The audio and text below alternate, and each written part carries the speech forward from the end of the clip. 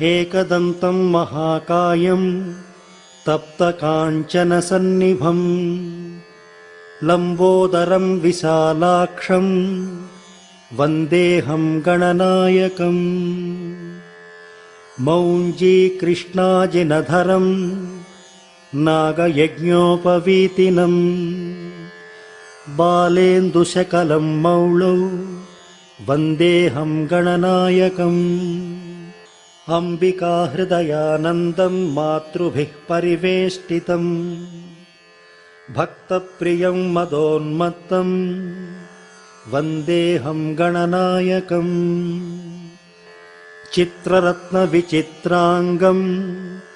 चित्रमालाविभूषितं कामरूपधरं देवं वन्देऽहं गणनायकम् गजवक्त्रं